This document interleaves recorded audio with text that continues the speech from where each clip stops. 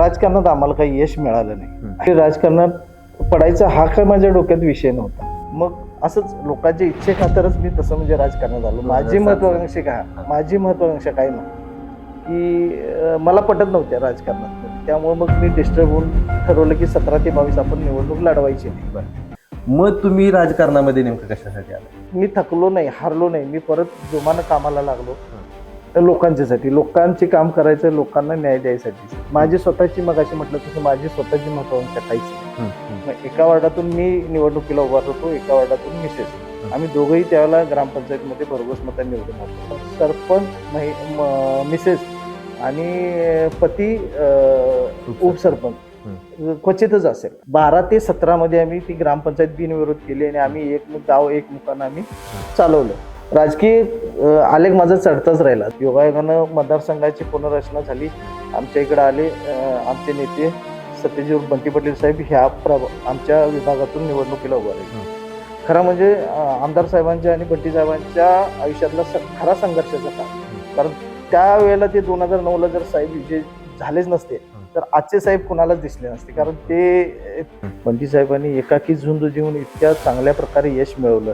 त्यांना फक्त दुर्दैवानं त्यांना संघर्ष त्यांच्या वाट्याला आला, तेच त्यांचं दुर्दैव आहे. पण इतर मतदारसंघासारखं त्यांना जर मुभा मिळाली असती किंवा समोर जर विरोधक हे असते तर साहेब आज कोल्हापूरची परिस्थिती 100% वेगळी बघायला मिळाली असते. मी ठामपणे सांगतो. मी असं धाडसानं बोलतो की साहेब पुढं त्यांचं फ्युचर काय मला माहीत नाही, काय होईल मी ह्याचं इतकं मी नाही सांगतो. तरी सुद्धा तुम्ही त्यांच्यासोबत 100% मी राहणार, पडत्या काळात 100% राहणार. का बरं एवढा प्रामाणिकपणा, एवढी निश्चितता, पत्नीच्या विषयी असणारे एवढे प्रेम, हे कशाबद्दल? नाही, माझी स्वतःची अशी महत्वाकांक्षा काय राहायचं तर एकनिष्ठ राहायचं. कोणत्याही गोष्टीला बघतो करतो हा त्यांच्याकडे विषय नाही. दुसऱ्यांच्याकडे जरी कुणाकडेही मी गेलो तर माझा वापर फक्त होईल, पण माझं काम काही होणार नाही. दर्शक हो नमस्कार, केके न्यूज मध्ये आपल्या सगळ्यांचं मनापासून स्वागत आहे. आगामी जिल्हा परिषद निवडणूक त्या पार्श्वभूमीवरती आज मी बघायला गेलं तर गोकुळ शिरगाव या जिल्हा परिषद मतदारसंघामध्ये आहे. या जिल्हा परिषदेमधील काँग्रेसचे उमेदवार सुदर्शन खोत यांच्यासोबत आज आपण केके न्यूज चॅनलच्या माध्यमातून संवाद साधणार आहे. एकूण एक राजकीय त्यांचा जो काही प्रवास आहे तो जाणून घेण्याचा आपण प्रयत्न करणार आहे. साहेब, केके न्यूज मध्ये आपलं स्वागत आहे. काय सांगाल, एकूण मी मगाशी म्हटल्याप्रमाणे की राजकारणाकडे येण्याचा जो काही निर्णय आहे आपला, हा कधी डोक्यात आला किंवा ह्या राजकारणात पडायचं असं कधी ठरवलं? ऍक्च्युली राजकारणात पडायचा हा काय माझ्या डोक्यात विषय नव्हता. लोकांच्या इच्छेखातर किंवा लोकांच्या ह्याच्यामुळं मी तसं राजकारणात आलो. वडील आमचे राजकारण करत होते. 10-15 वर्ष त्यांनी राजकारण केलं. त्याची धुरा गावातले आमचे दुसरे पार्टी लिडर आहेत त्यांच्याकडे सोपवली. त्यांनी 10-15 वर्ष राजकारण केलं. पण ह्या 30 वर्षात राजकारणात आम्हाला काही यश मिळालं नाही. मग मी वडिलांच्या हाताखाली नुसतंच व्यवसाय स्थिरतावर होत होतो. व्यवसाय सुरुवात केला, थोडा आर्थिक सुबत्ता आली होती आणि अगदी सुरुवातीच्या काळामध्ये एक समाजसेवा किंवा दानशूरपणा मुळातच माझ्याकडे होता. म्हणजे गणेश उत्सव साजरा करताना सुरुवातीला आम्ही एक थोडी वर्ष देणगी मागितली. मग त्याच्यानंतर आम्ही बंद केलं. स्वतःच वर्गणी काढून मंडळाच्या मुलांच्या मार्फत आम्ही ते चालू केलं. मग शिल्लक राहिलेल्या पैशातनं काय करायचं, तर मग अंगणवाडीला क्रीडा साहित्य, म्हणजे ही 96-97ची गोष्ट सांगतोय. अंगणवाडीला खेळाचं साहित्य दिलं. त्यानंतर 10वीच्या मुलांना प्रथम येणाऱ्या प्रथम 3 लोकांना डिक्शनरी स्वरूपात मी 15 ऑगस्टला माध्यमिक शाळेमध्ये कार्यक्रम व्हायचा, त्याच्यामध्ये आम्ही ते बक्षीस वितरण करायचं. अशी थोडीशी सवय लागत लागत मग गेली. मंडळातून विविध कामं करत राहायचं. मग मध्ये आमचे एक चुलते हुपरीला होते, चांदी व्यवसाय निमित्त तिथे ते स्थायिक झाले होते. त्यांनी रोटरी क्लबची स्थापना केली होती. ते रोटरी क्लबमध्ये कन्सेप्ट आली होती की रोटरी ग्राम दल स्थापन करायची. मग त्यांनी पहिली शाखा आमची सांगोडेवाडीमध्ये स्थापन केली. आपण उद्घाटनाच्याच दिवशी आमच्या इथून साधारण गावापासून थोडीशी दूर आहे प्राथमिक शाळा आहे, तिथं पाण्याची सोय नव्हती. मध्ये आम्ही स्वखर्चातनं बाकीचं हे करून मग इथून आम्ही शाळेला पाईपलाईन स्वतःच्या खर्चातून, मंडळाच्या खर्चातून टाकून ती पाईपलाईन देऊन प्राथमिक शाळेमध्ये मुलांना पाण्याची सोय केली. ते फार विषय त्यावेळेचा चर्चेचा होता. म्हणजे ही 98ला केलं होतं ते आम्ही. त्याच्यानंतर मग जागतिक रोटरी मार्फत पोलिओ निर्मूलन कार्यक्रम हाती घेतला होता. अगदी जगात त्याचं हे होतं. हं. मग ते प्रत्येक वर्षी असायचे की साधारण प्रत्येक रविवारी असायचं, तो एक ठराविक कालावधीमध्ये असायचं. तो हं. पोलिओ डोस आम्ही प्रभावीपणे राबवला होता. त्यामुळं मग हळूहळू समाजकार्याची मला आवड लागत गेली. हं, हं. मगाशी तुम्हाला म्हटलं तसं वडिलांनी आणि पाटील लिडरनी आमच्या इथं गावामध्ये राजकारण केलं, पण सक्सेस झालं नाही. हं. मग माझं काम आणि हे बघून गावातीलच किंवा आमच्याच लोकांनी ज्यावेळेला महिला 2007 साली हं. ग्रामपंचायतीमध्ये महिला ओपन आरक्षण पडलं होतं. मग त्यावेळेला सगळ्यांनी इच्छा व्यक्त केली की तुम्ही हे करा, तुम्हाला होईल. हं, हं, हं. मग असंच लोकांच्या इच्छेखातरच मी तसं म्हणजे राजकारणात आलो. 2007 माझी महत्वाकांक्षा काही नव्हती. 2007 मध्ये आम्ही निवडणूक लढवली. त्यावेळेला 3 प्रभाग होते गावामध्ये. 9 सीटा होत्या. 8 सीटा आमच्या त्यावेळेला आल्या. हं. मग एका वार्डातून मी निवडणुकीला उभा होतो, एका वार्डातून मिसेस. हं. आम्ही दोघंही त्यावेळेला ग्रामपंचायतमध्ये भरघोस मतांनी निवडून आलो. कुठल्या पक्षात थ्रू? नाही, पक्ष नाही. त्यावेळेला हा. पक्ष काय असं नव्हता. ग्रामपंचायतीला आघाडी. पक्ष असं नसतो. आघाडी, तशी आघाडीच असते. हा. मग महिला आरक्षण असल्यामुळं महिला मिसेस माझी सरपंच झाली. हं. मग गावाने दोघंही आम्ही सत्तेवर असल्यामुळं मला उपसरपंच केलं. हं. मग बहुधा त्या काळातला सरपंच मिसेस आणि पती उपसरपंच असा योग मला वाटते बहुधा महाराष्ट्रात क्वचितच असेल. त्या काळात आम्ही भरघोस कामं केली. गावामध्ये सोयी सुविधा त्यावेळेच्या कमीच होता. निधी वरून खेचून आणायचा किंवा त्याच्यासाठी वेळ द्यायचा हा प्रकार बऱ्यापैकी माहीत नव्हता स्थानिक लोकांना. मला सुरुवातीपासूनच आवड असल्यामुळं आणि त्यावेळेला सुरुवातीला आमचे आमदार त्यावेळेला सांगरूळ मतदारसंघामध्ये हे गाव समाविष्ट होतं. PN साहेब आमदार होते त्यावेळेला. मग PN साहेबांच्या माध्यमातून आम्ही आघाडी प्रमुखांच्या मार्फत संपर्क साधून त्याला प्रथमतः गावात आम्ही व्यायामशाळा मंजूर करून आणली. व्यायामशाळा 5 लाख रुपये PN साहेबांनी दिले. ते 5 लाखामध्ये व्यायामशाळा थोडी छोटी होत होती. माझी आर्थिक परिस्थिती त्यावेळेला चांगली असल्यामुळे मी परत 2-3 लाख रुपये माझे घालून भव्य दिव्य अशी व्यायामशाळा मी 8 लाखामध्ये गावामध्ये पहिल्यांदा बांधली. क्रीडा साहित्य आणलं आणि त्याच्यानंतर मग PN साहेबांच्याच माध्यमातून आपलं ग्रामदेवता जखवई होतं. त्याची जागा पण थोडीशी अपुरी होती आणि मंदिर पण थोडंसं जुनं झालं होतं. मग ते सुरुवातीला PN साहेबांच्या मार्फत पाठपुरावा करून आम्ही ते जखुबाई मंदिर क वर्ग पर्यटन स्थळ म्हणून पहिल्यांदा बसवलं. पण त्याच्यानंतर विधानसभा इलेक्शन 2009 ला लागले. निधी काय त्याला मंजूर झाला नाही. मग योगायोगानं मतदारसंघाची पुनर्रचना झाली. आमच्या इकडे आले आमचे नेते सत्यजीत बंटी पाटील साहेब ह्या आमच्या विभागातून निवडणुकीला उभा राहिले. ते निवडून आले आणि तसं आता तो खरा म्हणजे आमदार साहेबांच्या आणि बंटी साहेबांच्या आयुष्यातला खरा संघर्षाचा काळ. कारण त्यावेळेला ते 2009 ला जर साहेब विजय झालेच नसते तर आजचे साहेब कुणालाच दिसले नसते. कारण ते मी असं धाडसानं बोलतो की साहेब पुढे त्यांचं फ्युचर काय मला माहित नव्हतं. योगायोगाने ते निवडून आले. क वर्ग पर्यटन मधून त्यावेळेला बंटी साहेबांनी आम्हाला 5 लाख रुपये कॉन्क्रिटीकरणासाठी, 20 लाख रुपये सभागृह आणि कंपाऊंडसाठी आणि वैज्ञानिक विकास महामंडळातून आम्हाला एक 15 लाख रुपये दिले. 15 लाखामध्ये संपूर्ण गावामध्ये त्यावेळेला आम्ही कॉन्क्रिटी करून घेतलं होतं. त्यामुळे गाव दिसताना असं स्वच्छ सुंदर दिसायचं. त्याच काळामध्ये निर्मल ग्राम ही योजना आली. त्याचंही आम्ही प्रभावीपणे अंमलबजावणी केली. निर्मल ग्राम करत असताना त्यावेळेला गावामध्ये आमचं गाव म्हणजे तसं छोटं आहे, बागायत पण येत नाही आणि व्यापारीमध्ये असं छोटस आणि हे नाही म्हणजे मेन रोडला नाही आहे, तसं गाव आतल्या साईडला आहे.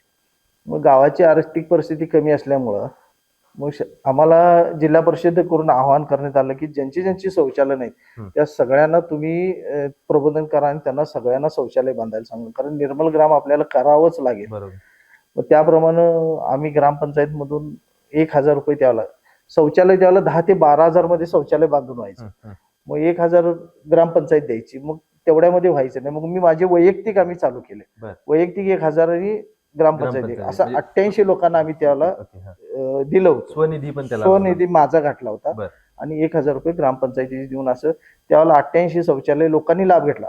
ज्यांनी घेतला नाही परत त्यांनी पण शौचालय बांधून निर्मळ ग्राम वगैरे गाव आम्ही त्यावेळेला केलं होतं. नाही, ही सुरुवात खरं बघायला गेलं तर म्हणजे तुमच्या राजकारणाची झाली. मात्र तिथून पुढं म्हणजे आता हा 2007 पासून एक 12 पर्यंतचा जर का कार्यकाल पकडला तर त्या 12 पासून मग पुढे तुमचं कसं राजकीय हे राहिलं? राजकीय आलेख माझा चढताच राहिला. 2007 ते 12 मध्ये जगुळे मंदिर ग्रामदेवता आहे, त्याचं जीर्णोद्धार झाल्यानंतर साहेब योगायोगानं 1 वर्ष 2 वर्षात लगेच गृहराज्यमंत्री झाले आणि गावासाठी भरघोस निधी प्रत्येक गोष्टीसाठी. आता गावामध्ये 2 हनुमान मंदिर आहेत, दोन्ही हनुमान मंदिर असेल, विठ्ठल मंदिर असेल, आमच्या व्यायामशाळेला असे गावामध्ये प्रत्येक 8 ते 9 आम्ही सभागृह बांधले. सगळ्या समाजासाठी सभागृह आपल्या गावामध्ये उपलब्ध आहेत. मग तिथून पुढची सत्ता कशी राहिली? मग तिथून सत्ता मग काय झालं, 2007 ते 12 ज्यांच्या उलट आम्ही निवडणूक लढवली होती त्यांच्याशीच आम्ही युती करून ती 12 ते 17 मध्ये आम्ही ती ग्रामपंचायत बिनविरोध केली आणि आम्ही एक गाव एकमुखानं आम्ही चालवलं.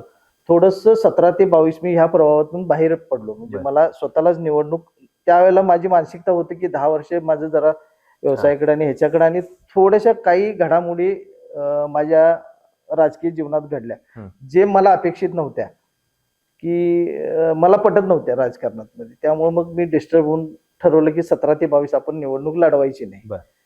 पण परत लढवलीच आणि थोडस मला 22ला 17 ते 22 मध्ये 17ला लढवायची नव्हती मला, तरी पण मग लढवलं. थोडस मला त्यावेळेला अपयश आलं, पण मी थकलो नाही, हारलो नाही. मी परत जोमानं कामाला लागलो आणि 1 वर्ष 22 ते 23 मध्ये प्रशासक कालावधी होता. 23ला ग्रामपंचायत निवडणूक झाली. पूर्ण 10 सीटा आमच्या बिनवर 10 सीटा अगदी एकमुखी सगळ्या निवडून आल्या आमच्या. पॅनेल टू पॅनेल आलं. मला भरघोस मतानं लोकांनी लोकनियुक्त सरपंच म्हणून माझी निवड केली. साहेब, सरपंच म्हणून आपण केलेलं काम सगळ्या गावानं बघितलेलं आहे. आता बघायला गेलं तर जिल्हा परिषदेचा हा पूर्ण मतदारसंघ आहे. मतदारसंघाची जर का रचना तुम्ही बघितलं तर आता काहीसा भाग बदललेला आहे. ओव्हरऑल या मतदारसंघामध्ये फिरताना आपल्याला कुठल्या गोष्टी, कुठल्या उणिवा जाणवत आहेत की प्रामुख्याने की ह्या गोष्टी बाबा उद्या जिल्हा परिषद सदस्य झाल्यानंतर आपल्याला कराव्या लागतील? माझ्या मतदारसंघामध्ये फिरत असताना मला हे प्रकर्षानं जाणवलं की गेल्या 4-5 वर्षामध्ये ज्या सोयी सुविधा आहेत ग्रामीण भागातल्या, की रस्ते आणि गटर्स ह्याच्यासाठी निधी उपलब्धच नाही. बऱ्यापैकी रस्ते सगळे खराब झालेले आहेत. शासनाचा निधी अपुरा आहे. त्यांनी विकास कामाचा निधी इतर गोष्टीला शासनाने वळवल्यामुळं राजकीय हेतू ठेवून ही कामं थोडीशी पेंडिंग राहिलेली आहेत. तसं सगळ्यात महत्वाचं जिल्हा परिषद अस्तित्वात नसल्यामुळं आता जिल्हा परिषद गेले 9 वर्ष इलेक्शन होऊन म्हणजे प्रशासक कालच 4 वर्ष आहे. सगळ्यात महत्वाचं आहे की गावठाणवाडीमध्ये जो वाडी वस्ती झालेला आहे तिथं स्ट्रीट लाईट सुद्धा टाकता येत नाहीत. का तर ग्रामीण भागातल्या स्ट्रीट लाईटचं लाईट बिल ऍक्च्युली जिल्हा परिषद भरते. जिल्हा परिषद अस्तित्वात नसल्यामुळं प्रशासकांना ते लाईट बिल स्ट्रीट लाईटची बऱ्यापैकी भरलेली नाहीत. ते थकीत असल्यामुळं आता ग्रामीण भागामध्ये काम करत असताना लोक स्ट्रीट लाईट वगैरे वाडी वस्ती मला लाईट द्या, पोल टाकून द्या, पण ते मंजूर करता येत नाही. त्यासाठी जिल्हा परिषद अस्तित्वात यायला पाहिजे आणि ज्यावेळेला जिल्हा परिषद सदस्य म्हणून तिथं जाईल सदस्य म्हणून तो आवाज उठवून निधी उपलब्ध करून ती थकबाकी भरल्यानंतरच नवीन लाईट कनेक्शन ग्रामीण भागात मंजूर होते. एका बाजूला बघायला गेलं तर आता तुमचा प्रचार शुभारंभ झालेला आहे, पूर्ण मतदारसंघ फिरून झालेला आहे. मतदारसंघामध्ये ज्या वेळेला जाताय, फिरताय, लोकांशी भेटताय, बोलताय, त्यावेळेला लोकांच्याकडून येणारा प्रतिसाद कसा आहे? लोकांच्याकडून प्रतिसाद म्हणजे भरघोस आहे. एक तर नुकतीच कोल्हापूर महानगरपालिकेची निवडणूक झालेली आहे. बंटी साहेबांनी एकाकी झुंज जिंकून इतक्या चांगल्या प्रकारे यश मिळवलं आणि भाजपबद्दल जे राज्यामध्ये किंवा आपल्या भागामध्ये जे वातावरण आहे मनामध्ये म्हणजे लोकांच्या मध्ये मतभेद निर्माण करणे, दुष्प्रचार करणे, हे लोक ह्याला आता कंटाळले. लोकांना व्हिजन पाहिजे आहे, समता पाहिजे आहे, शांतता पाहिजे आहे. त्यामुळे काँग्रेसला लोक भरभरून मतदान करतील असं मला वाटतंय. आणि मुळात मी गावामध्ये जे काम केलेलं आहे की याच्यामध्ये बऱ्यापैकी आमच्या गावामध्ये 100% ज्या वृद्धापकाळ पेन्शन योजना म्हणजे संजय गांधी श्रावणकाळ सारख्या योजना असतील ह्या 100% आम्ही अंमलबजावणी केलेल्या आहेत. लोकांचे रेशन कार्ड असतील, आधार कार्ड असतील, ज्या छोट्या छोट्या गरजा आहेत लोकांच्या की ते स्वतःच्या अज्ञानपणामुळे ते काम करू शकत नाही, आम्ही वैयक्तिक वेळ देऊन प्रत्येकाचे कागदपत्र गोळा करून आमच्या गावामध्ये 100% त्याचं आम्ही अंमलबजावणी झालेली आहे. त्यामुळे लोकांच्या असं वाटतं की बाबा हा कामाचा माणूस आहे. ज्या गोष्टी लोकांच्याकडून होत नाहीत अज्ञानपणामुळे, शैक्षणिक त्यांचं हे असल्यामुळं ते आम्ही पूर्ण केलेले आहेत. आणि दानशूर पहिल्यापासून मला मदत लोकांना करायची सवय असेल. दवाखान्याचं कोणाचं काम असेल किंवा कुणाच काय छोट्या छोट्या गोष्टी आर्थिक मदत असेल, मी पदरमोड करून बऱ्यापैकी केलेलं आहे. त्यामुळे लोकांना असं वाटतं की बाबा हा आपल्या माणसाला, हा माणूस आपल्या कामाचा आहे, गरजू लोकांना मदत करतो. त्यामुळे माझ्याकडे लोकांचं बघायचं कल आशेचं करत. दुसरं मी एक विचारलं साहेब आपल्याला, ज्या वेळेला आता ओव्हरऑल हा मतदारसंघ जर का बघितला तर साधारणतः 10, 15, 20 वर्ष झालं इथं पूर्णपणे एक हाती काँग्रेसची सत्ता आहे. परिवर्तन करण्यासाठी भारतीय जनता पार्टी इथं म्हणजे काय म्हणते त्याला खूप प्रयत्न करायला लागलेली आहे. तुम्ही इथं उमेदवार असल्यामुळे पूर्ण लोकांचा एकूण एक कल बघायला गेलं तर तुमच्या बाजूने झुकता आहे. लोकांचं हे प्रेम, लोकांच्या तुमच्याकडून असणाऱ्या अपेक्षा, ह्या अपेक्षांच्याकडे बघताना कुठेतरी एक जबाबदारी आहे आणि कुठेतरी एक ओझ आहे. ह्या याच्याकडे बघताना तुम्ही कशा अर्थानं बघता? नाही, मी ऍक्च्युली कसं आहे, पहिल्यापासूनच मी निस्वार्थी आणि निष्कलंक आयुष्य जगलेलं आहे. त्यामुळे मला असं ओझं असं काही वाटत नाही. फक्त जरासा मला जास्त वेळ द्यावा लागेल, मी 100% त्याला न्याय देणार. म्हणजे आता बऱ्यापैकी सत्ता जशी बदलेल तशा तशा पद्धतीनं काही लोक बंटी साहेबांच्या पासून दूर जायला लागलेली आहे. तुम्ही बघायला गेलं तर 10, 15, 20, 25 वर्ष तुमच्या राजकारणाची सुरुवात झाल्यापासून आजपर्यंत तुम्ही त्यांच्यासोबत प्रामाणिक उभे आहात. काय असं त्या माणसात आहे की तुम्ही त्यांच्यासोबत प्रामाणिक आहात? त्यांच्याशी प्रामाणिक म्हणजे त्यांचं काम करायची पद्धत किंवा सगळंच त्यांचं, म्हणजे दवाखान्याच्या माध्यमातून त्यांच्या असेल किंवा विकासाबाबतीत त्यांचं विजनच वेगळं आहे. तो माणूस फार वैचारिक लेवलचा आहे. पण त्यांना फक्त दुर्दैवानं त्यांना संघर्ष त्यांच्या वाट्याला आला, तेच त्यांचं दुर्दैव आहे. पण इतर मतदारसंघासारखं त्यांना जर मुभा मिळाली असती किंवा समोर जर विरोधक हे असते तर साहेब आज कोल्हापूरची परिस्थिती 100% वेगळी बघायला मिळाली असते, मी ठामपणे सांगू शकतो. पुढचा काळ कसा वाटतो? पुढचा काळ त्यांच्या बाबतीत 100% संघर्षाचा आहे. भवितव्य आता मी नाही सांगू शकत, कारण पुढं काय, आता हे जर युतीचं सरकार आहे, त्यांच्याकडे आर्थिक सोबतता आहे, आता काय होईल मी ह्याचं इतकं मी नाही सांगू. तरी सुद्धा तुम्ही त्यांच्यासोबत 100% मी राहणार. पडत्या काळात 100% राहणार. का बरं एवढा प्रामाणिकपणा, एवढी निष्ठा, नेत्याविषयी असणारे एवढे प्रेम, हे कशाबद्दल? नाही, माझी स्वतःची अशी महत्वाकांक्षा काही नाही. राहायचं तर एकनिष्ठ राहायचं, कारण त्यांच्याकडून आपण लाभ घेतलेला आहे, त्यांच्याकडूनच आपलं काम होऊ शकतं, ही मला आत्मविश्वास माझा स्वतःचा आहे. दुसऱ्याकडे जाऊन माझं होणार नाही. दुसऱ्यांच्याकडे जरी कुणाकडेही मी गेलो तर माझा वापर फक्त होईल, पण माझं काम काही होणार नाही. जे काही काम होईल ते साहेबांच्याकडूनच होईल, सत्ता असू दे नसू दे. अशी काय नेमकी बंटी पाटलांची कामाची पद्धत आहे की तुम्ही सत्ता नसली तरी तुमची कामं होतात? त्यांचं स्वतःच बंटी साहेबांची काम करायची पद्धत म्हणजे स्वतःच त्यांचं इतकं ज्ञान आहे. म्हणजे राज्यामध्ये शरद पवार जसे साहेब आहेत तसं स्वतः बंटी साहेबांना एखादा विषय सांगितला, एखादं काम सांगितलं की त्यांना स्वतःच प्रत्येक गोष्टीचा अभ्यास आहे. स्वतःच त्याला सगळं त्यांना आत्मसात असल्यामुळं कोणत्याही गोष्टीला बघतो करतो हा त्यांच्याकडे विषय नाही. ओव्हरऑल या मतदारसंघामध्ये साहेब आम्ही ग्राउंड रिपोर्ट केले, लोकांशी भेटलो, बोललो. लोक म्हणतायत की एक हाती ही तुम्ही निवडून येणार. एवढा लोकांना तुमच्याबद्दल असणारा प्रेम, तुमच्याबद्दल असणारा विश्वास, हे नेमकं कशामुळं? म्हणजे आता गावात सुद्धा मी चौकशी केली तर गावात म्हणतायत की आता विरोधकच नाहीये. मग हे नेमकं काय गणित आहे? नाही, मी सांगितलं ना 2007 मी आता तशी 20 वर्ष घालवली, पण प्रत्येक गोष्ट मी लोकांना वेळ दिलाय. माझा स्वतःचा व्याप इतका आहे, माझा बिझनेस आहे, म्हणजे माझ्याकडे 100 लोकांचं स्टाफ आहे. म्हणजे वेगवेगळ्या भागात मी हायवेची, कॅनॉलची, डॅमची, माइन्सची वगैरे मी काम करतो. माझ्याकडे एक 25 मशिनरी आहेत, पोकलँड सारखे असतील, वेगवेगळ्या मशिनरी माझ्या स्वतःच्या आहेत. तरी पण इतकं असून मी लोकांच्यासाठी वेळ देतो. काही असू दे, त्यांच्या सुखदुःखात मी सामील असतो. त्यामुळे लोकांच्यात एक आत्मीयता आहे माझ्याबद्दल. दुसरा विषय बोलायचं झालं तर राजकारण म्हटल्यावरती साहेब प्रत्येक जण आपापल्या अँगलने येतात. म्हणजे कोण प्रसिद्धीसाठी येतं, कोण पैशासाठी येतं, कोण काम नावासाठी येतं. पण तुम्ही बघायला गेलं तर ह्यातल्या कुठल्याच एका गोष्टीसाठी आलेला नाही आहेत, अशा पद्धतीची मतं येत आहेत. मग तुम्ही राजकारणामध्ये नेमकं कशासाठी आलाय? तर लोकांच्यासाठी, लोकांचे काम करायचं, लोकांना न्याय द्यायसाठीच आहे. माझी स्वतःची, मगाशी म्हटलं तसं, माझी स्वतःची महत्वाकांक्षा काहीच नाही. आपण आलोय जन्माला तर लोकांच्यासाठी काहीतरी करून आपलं नाव करून जायचं. की आलोय, मग सगळेच येतात, प्रत्येक जण न काय करता आपलं स्वतःचं आयुष्य जगतात आणि जातात, त्यांचं नाव राहत नाही. पण लोकांच्यासाठी आपण काहीतरी देणं आहे, आपण लोकांचं देणं. नशिबानं आपली तेवढी ऐपत नव्हती, आपली तेवढी कॅपॅसिटी नव्हती. आपल्याला देवानं जे दिलंय ते आपण दुसऱ्यासाठी आपला उपयोग व्हावा एक भावना ठेवून ठेवून. मतदारसंघाकडे बघताना कुठलं व्हिजन आपल्या डोक्यामध्ये आहे की हे प्रामुख्याने मला हे कामं करायचे आहे?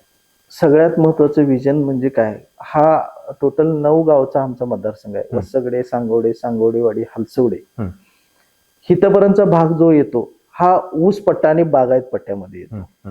इथं थोडासा भाग आहे तो बागायत असल्यामुळं सदन पण भाग आहे, आणि थोडासा वर्ग असा आहे की जो कामगारमध्ये येतो.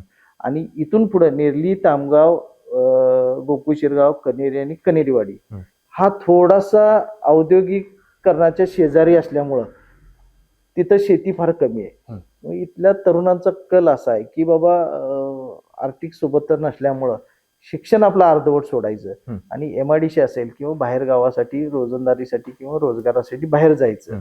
तर मला थोडंसं हे वाटतंय, म्हणजे आपल्यापेक्षा दुर्गम जे तालुके आहेत, चंदगड असेल, शाहूवाडी असेल, पन्हाळा असेल, तिथली लोक वेगवेगळ्या स्पर्धा परीक्षेतनं MPSC असतील, UPSC असतील, ह्याच्यामध्ये अभ्यास करून किंवा भाग घेऊन ती लोक यशस्वी झालेले आहेत. मी आता माझं व्यवसाय निमित्त प्रत्येक वेळेला वेगवेगळ्या भागामध्ये फिरतो.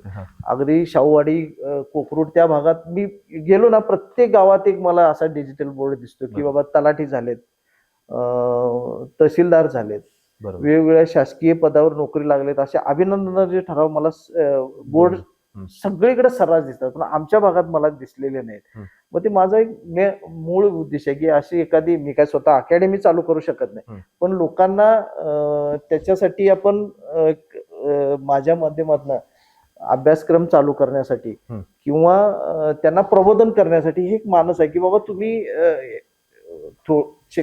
जे तुमचं शिक्षण आहे ते तुम्ही तांत्रिक शिक्षण घ्यावं, उच्च शिक्षण घ्यावं, आणि त्याच्या माध्यमातून तुम्ही स्पर्धा परीक्षेमध्ये उतरून तुम्ही शासनाच्या वेगवेगळ्या विभागामध्ये किंवा वेगवेगळ्या ह्याच्यामध्ये तुम्ही मोठ्या पदावर कार्यरत व्हावं, अशी माझी एक भावना आहे, मेन व्हिजन आहे. आणि इतर काय बोलायचं झालं तर ह्या मतदारसंघाविषयी अजून काय व्हिजन आहे? व्हिजन म्हणजे मगाशी तुम्हाला बोललो तसं गेल्या 4-5 वर्षामध्ये विकास कामाचा मूलभूत सोयी सुविधेसाठी जो निधी आहे त्याची कमतरता फार कमी आहे. त्याचा थोडासा पाठपुरावा करून गावासाठी, वेगवेगळ्या गावासाठी निधी उपलब्ध करून देणे आणि ज्या सोयी आहेत त्या पुरवणे. निवडणूक साहेब एक 8 दिवसांवरती येऊन ठेपलेली आहे. मतदारांना, नागरिकांना, लोकांना आव्हान काय करा? येत्या 8 दिवसामध्ये आपल्या कोल्हापूर जिल्ह्याचे आमदार व नामदार श्री बंटी पाटील साहेब यांचे जे आघाडीचे उमेदवार आहेत त्या सर्व उमेदवारांना भरघोस मताने निवडून देऊन त्यांचे हात बळकट करून कोल्हापूर जिल्हा परिषदेमध्ये काँग्रेस पक्षाचा अध्यक्ष होऊन काँग्रेस पक्षाची सत्ता कोल्हापूर जिल्ह्यामध्ये स्थापन व्हावी असं मी लोकांना आवाहन करेन. खरं बघायला गेलं तर जिल्हा परिषदेची ही निवडणूक आणि आज त्या निमित्तानं आपण गोकुळ शिरगाव या जिल्हा परिषद मतदारसंघामध्ये आहे. साहेबांच्या सोबत आपण चर्चा केली, त्यांचं जे काही व्हिजन आहे ते जाणून घेतलं. राजकारणामध्ये येण्यापूर्वीपासून ते समाजकारणामध्ये किती ऍक्टिव्ह आहेत, समाजकारण करत असताना कोणकोणती कामं, काही कामांच्या मध्ये बघायला गेलं तर स्वनिधीमधून त्यांनी भरपूर कामं केलेली आहेत आणि त्या एकूण एक कामाविषयी आपण पूर्णपणे चर्चा केली आणि त्यांचा जो काही लेखाजोखा आहे तो जाणून घेण्याचा प्रयत्न केला. खरं बघायला गेलं तर मी बऱ्याचशा KK न्यूज चॅनलच्या माध्यमातून आजपर्यंत मुलाखती घेतलेल्या आहेत, पण साहेब म्हणजे आग्रहानं सांगायचं झालं तर अशा पद्धतीचं व्यक्तिमत्व मी आजपर्यंत बघितलेलं नाही की स्वनिधीमधून, म्हणजे तुम्ही मगाशी बोलताना बोललात की गावातील लोकांना शौचालय उभा करण्यासाठी शासन जेवढं देतो तर तेवढा निधी सुद्धा मी स्वनिधीमधून. अजून 2 गोष्टी आहेत. सगळ्यात महत्वाचं, गावामध्ये जी कन्या जन्मली तर तिला 2,500 रुपये आमचे चुलते मगाशी म्हटलो जे उपरीला असतात ते 2,500 रुपये देत होते आणि मी 2,500 रुपये, असं 5,000ची ठेव पावती करून तिला 18व्या वर्षी तिच्या आयुष्यात उपयोगी पडायसाठी आम्ही त्यावेळेला योजना चालू केली होती. ज्यावेळेला सरपंच आम्ही होतो त्यावेळेला मध्ये कालखंडात बंद पडलं, परत ह्या वर्षी आम्ही ती चालू केली. 5,000ची ठेव तिची जन्मल्यानंतर ठेवायचं, ती 18व्या वर्षी तिला गावातील मिळायला पाहिजे, म्हणजे जी मुलगी जन्माला येईल त्याला.